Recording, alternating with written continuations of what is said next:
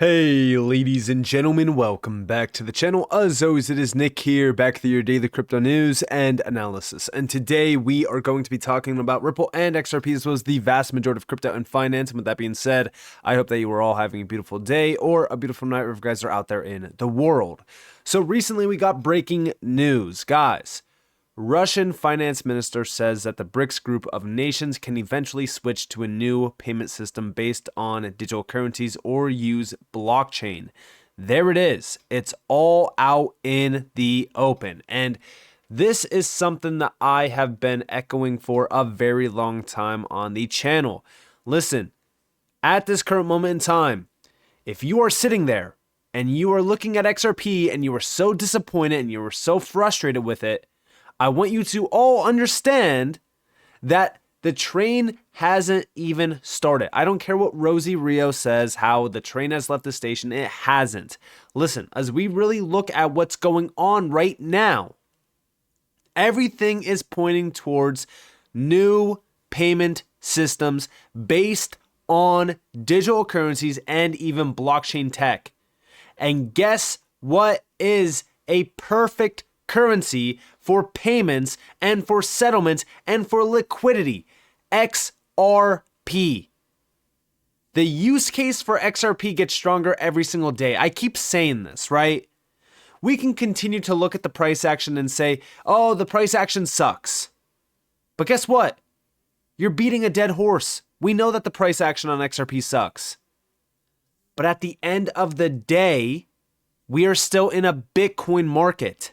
We're not in an XRP market. We're not in a utility market. We are in a market where meme coins are literally getting pumped to oblivion. You have people sending money to random wallets on X. You have massive amounts of money pumping into nonsense. Let me ask you this. Does that sound like a mature market to you? No. Which is why I say that we are still early. We might even still be years away from any major moves in the market in terms of implementing this type of technology into the ground floor level of finance. But does that mean that we have to wait years for any significant price action on XRP? No. But I do think that those high predictions of, $20, $30, $40, $50, $100, that's years away. But things are moving in the background. And I stress this all the time because I really do think that everyone that is holding XRP should also be diversified into short-term holds, because that's the best way to succeed in this market. You keep your XRP locked away on the sidelines. You can even forget about it. But at the end of the day, don't forget where we are at right now in the grand scheme of things. Now, outside of this, we also got an update regarding Putin. He actually said that if oil producers in the Middle East stop using the US dollar, it will be the end of the dollar. Now, this is a pretty big statement, but I've said the same thing in the past, right? As we really look at the US dollar, there's only one thing holding it by strings in terms of actual value, and that is the petrodollar deal. But is this anything to actually worry about? Because what we are being told and what we are constantly seeing around, headline articles is that the US dollar is done, the US dollar is dead. It could not be any further from the truth. Why? Because the US is ready. And we're going to address that. But we also have Saudi Arabia to attend BRICS Summit. Now, I've reported on the fact that Saudi Arabia joined BRICS probably about 2 times now, because that's the articles that got put out. But every single time we are met with another article shortly after, it could be days after, that says Saudi Arabia has not officially joined BRICS. But they are still interested in joining BRICS. They're still sitting here and they're addressing on the fact that should they join, or what's going to happen if we do join, and what are the other options. For an example, Saudi Arabia is looking at various options about the prospects of joining BRICS. The kingdom wants to maintain a balance between BRICS and the West, as the country needs the support of both. The BRICS invitation comes at a time when Saudi is looking to open the country for tourism. The liberalization of the kingdom needs the support of the West, but joining BRICS could underpin the trust. Now, again, listen, does this really matter? At the end of the day, I don't believe it does. Why? Well, because I feel as though we're putting so much weight on what the BRICS are doing, but I think that we're forgetting where we are headed, right? All of this is just a psyop, in my opinion, and I've talked about this in the past. There was a recent report that got put out by Watcher Guru, actually, and it was BRICS, central banks using gold as a US dollar defense. Again, this is what they want you to believe, but they're not, right? The de-dollarization method and the increased gold reserves is all, it's all leading to one same common goal, which is a gold-backed digital system. I've talked about this and I've addressed this. We are starting to see a large portion of the BRICS nations really accumulating gold, but it's not even just the BRICS. It's beyond the BRICS as well. But everyone is looking at this and they're saying they're doing this because of the sanctions. They're doing this because they want to kill the dollar. They're doing this because, and everyone is like pointing the finger at some, reason why they're doing this. But what we are forgetting here is the fact that the fiat system is completely broken. All right? I saw this report, or I saw this post come up on my timeline, and it's by Mike Christo 8. And this is exactly what we are hearing, right? This is exactly what we are seeing. So we have, remember, as the yuan is backed by gold in the IMF basket of SDRs, the new SDR basket will consist of 95% yuan and 5% USD. At that point, the IMF is rolled up into the BRICS New Development Bank. The World Bank will become the Chinese World Bank.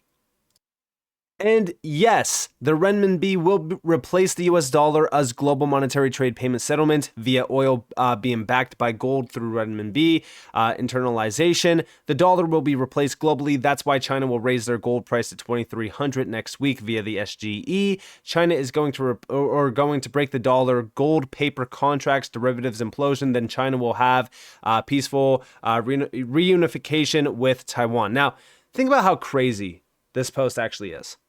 And the reason why this post is here? It's because look at the numbers that it did, right? It's very easy to fearmonger and talk a little bit about what's going to be happening and make up these speculative ideas, but none of this is where we are headed.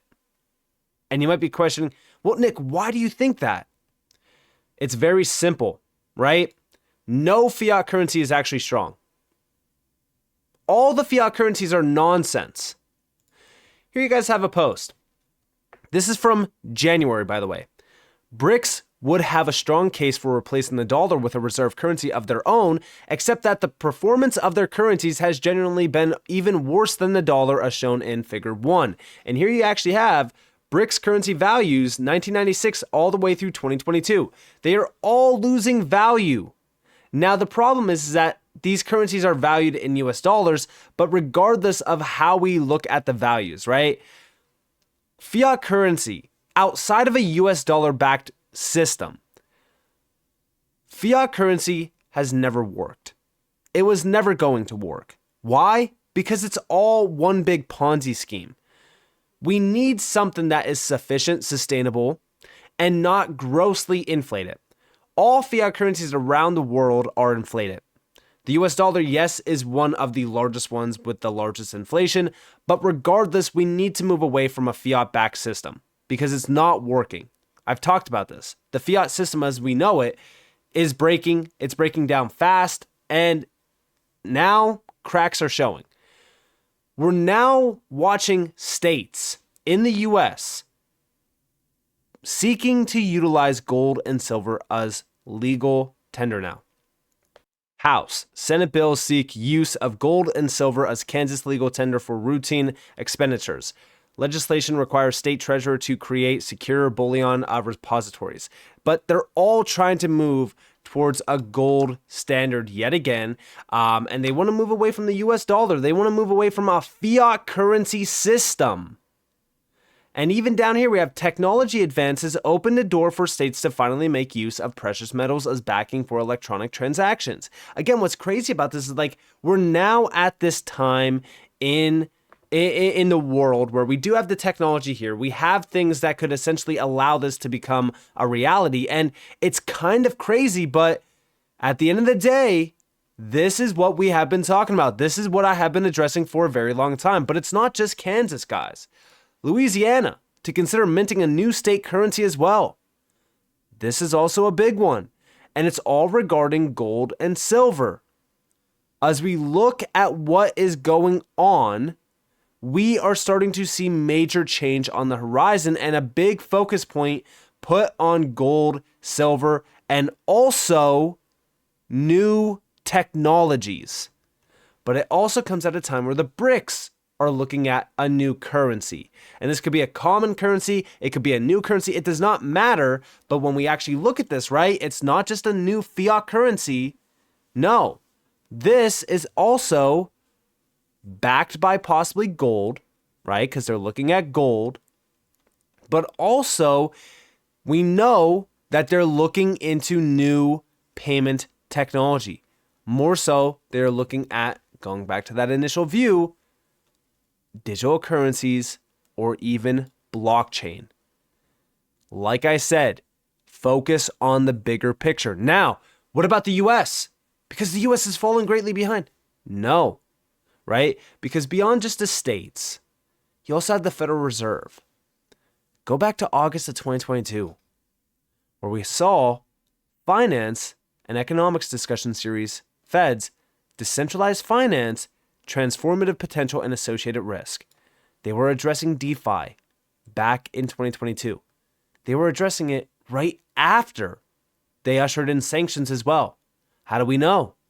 Because of the executive order that came right after, 14067. I believe that that's the number for it, 14067. I might be wrong on that, but it is still an executive order. You can look it up. It was like right after the sanctions, and it was regarding a US CBDC. And it was also addressing a digital payment system within the US. Then we just recently got this, which I did report on back in the middle of February.